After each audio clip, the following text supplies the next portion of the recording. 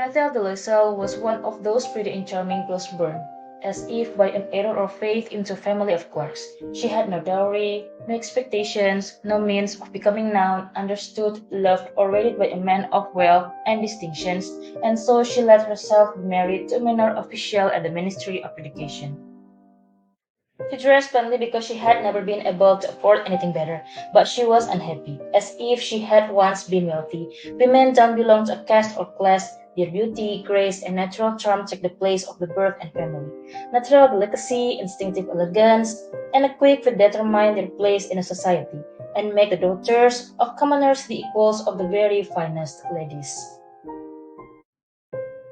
She suffered because of the poorness of her house, as she looked at the dirty walls, the warmer chairs, the ugly curtains, all these things that another woman of her class would not even have noticed. She dreamed of silent antechambers hung with oriental tapestries, lit from above by torches in bronze holders, while two tall footmen in knee-length breeches napped in huge armchairs, sleepy from the stove's oppressive warmth. She dreams of vast living rooms furnished in rare old silks, elegant furniture loaded with priceless ornaments, and inviting smaller rooms and perfumed, who all women envy and desire. When she sat down to dinner at a round table covered with a 3 days-old cloth beside her husband who lifting the lid of the soup, Mathilde dreamed of fine dinners of shining silverware, of tapestries which people the walls with figure from another time and strange birds in a fairy forest. She also dreamed of delicious dishes served on wonderful plates and at the ping of the trout and the wings of a quail. She had no dress, no jewels, nothing in this world, the only thing she loved. She felt she was made for them alone. She wanted so much to charm, to be envied, to be desired and sought after. She had a rich friend, a former schoolmate at the convent, whom she no longer wanted to visit because she suffered so much when she came home. For whole days afterwards, she would weep with sorrow, regret, despair, and misery. One evening, her husband came home with an air of triumph, holding a large envelope in his hand. "Look," he said, "there's something for you." She tore upon the paper and drew out a card, on which was printed the words, "The Ministry of Education, George Revenue requests the pleasure of Mr. and Mrs. Loisel's company at the Ministry on the evening of Monday, January 18th. Instead of being delighted as her husband had hoped, she threw the invitation on the table resentfully and muttered, "What do you want me to do with that? But my dear, I thought you would be pleased. You never go out, and it will be such a long occasion. I had awful trouble getting it. Everyone wants to go. It is very exclusive and they are not giving many invitations to clerks. The whole ministry will be there." She stared at him angrily and said impatiently, "And what do you expect me to wear if I go?" He hadn't thought of that. He stammered, "Why, the dress you go to the theater in. It seems very nice to me." Distressed to see his wife crying, two large tears ran slowly from the corners of her eyes towards the corners of her mouth. He stunned. "What's the matter?" With great effort, she overcame her grief and replied in a calm voice as she wiped her wet cheeks, "Nothing, only I have no dress and so I can't go to this party. Give your invitation to a friend whose wife has better clothes than I do." He was distraught but tried again. "Let's see, Mathilde, how much would a suitable dress cost? One which you could use again on other occasion, something very simple?" She thought for a moment, computing the cost and also wondering what amount she could ask for without an immediate refusal and alarmed exclamations from the thrifty clerk. At last, she answered hesitantly, "I don't know exactly, but I think I could do it with 400 francs. He said, "Very well, I can give you 400 francs, but try and get a really beautiful dress." The day at the party drew near, and Madame Loisel seemed sad, restless, and anxious. Her dress was ready, however, one evening her husband said to her, "What's the matter? You've been acting strange these last 3 days." She replied, "I've said I have no jewels, no single stone to wear. I will look cheap. I would almost rather not to go to the party." "You could wear flowers," he said. "They are very fashionable at this time of year. For 10 francs, you could get 2 or 3 magnificent roses." She was not convinced. Her husband cried, "Go and see your friends, Madame Forestier, and ask her to lend you some jewels. You know her well enough for that."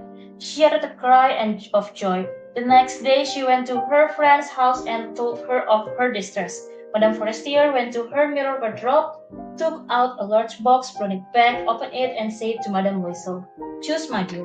Suddenly she discovered, in a black satin box, a super diamond necklace, and her heart began to beat with uncontrolled desire. Her hands trembled as she took it. She fastened it around her neck over her high neck dress and stood lost in ecstasy as she looked at herself. Then she asked anxiously, hesitating, "Would you let me this? Just this?" "Yes, of course." The day after the party arrived, Madame Loisel was a success. She was prettier than all other women, elegant, gracious, smiling, and full of joy. All the men stared at her, asked her name, tried to be introduced. All the cabinet officials wanted to waltz with her. Even the minister noticed her. She danced wildly, forgetting everything in the triumph of her beauty. She left at about 4 o'clock in the morning. When they were finally in the street, they could not find a cab and began to look for one, shooting at the cabmen they saw passing in the distance. They walked down towards the Saints in despair, shivering with cold. At last they found on the quay one of those old nightcabs that one sees in Paris only after dark, as if they were ashamed to show their shabbiness during the day. They were dropped off at their door in the Rue des Maîtres and sadly walked up the steps in their apartment. It was all over for her. In front of the mirror, she took off the clothes around her shoulders, taking a final look at herself in all her glory. But suddenly she uttered a cry. She no longer had a necklace around her neck. They looked for it in everywhere, but they could not find it. "Are you sure you still had it on when you left on the hall?" he asked. "Yes, I touched it in the hall at the ministry. But if you had lost it in the street, we would have heard it fall. It must be in the cab." "Yes, that's probably it. Did you take it, his number?" "No." "And you didn't notice it?" "No."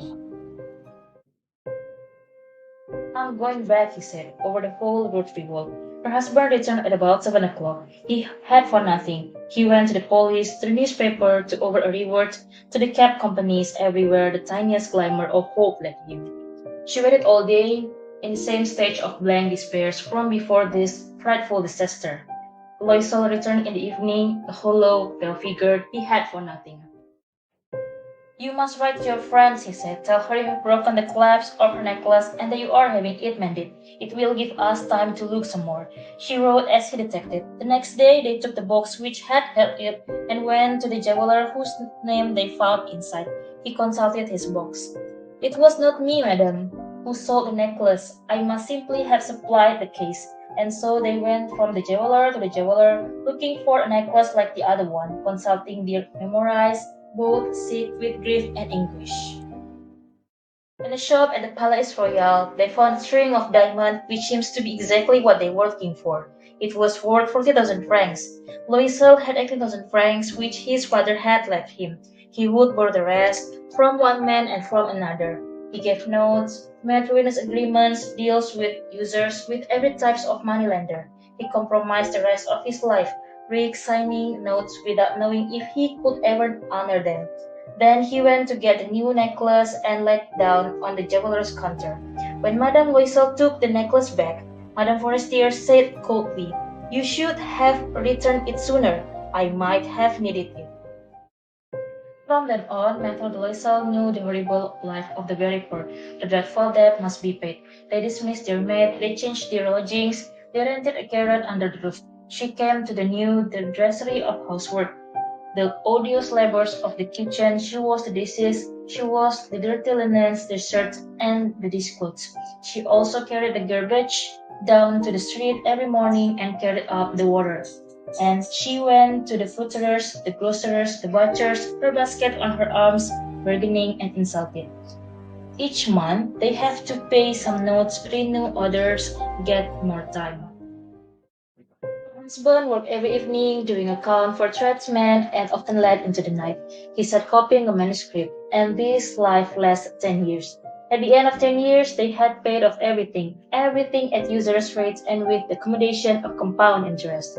Mathilde Loisel looked old now.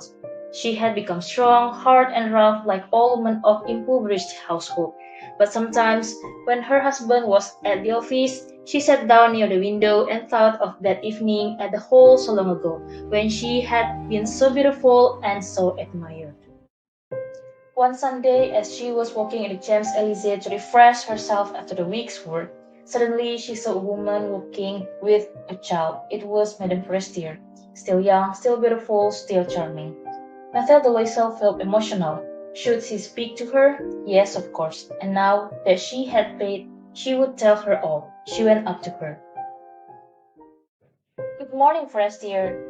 The other astonished to be addressed so familiarly, but this common woman did not recognize her. She stammered, "But madam, I don't know. You must have a mistake. No, I'm Mathilde Loisel." "Oh, my poor Mathilde, how you have changed!" "Yes, I have had some hard times since I last saw you, and many miseries, and all because of you. You remember that the diamond necklace that you lent me to wear to the ministry party?" "Yes, well, I lost it." "What do you mean?" "You brought it back." "I brought you back another exactly like it, and it has taken us 10 years to pay for it. It wasn't easy for us. We had very little, but at last it is over, and I'm very glad." Madame Forestier was stunned. "You say that you bought a diamond necklace to replace mine?" "Yes. You didn't notice then? They were very similar." Madame Forestier, deeply moved, took both her hands. "Oh, my poor Mathilde. Mine was an imitation. It was worth 500 francs at most." Created using Powtoon.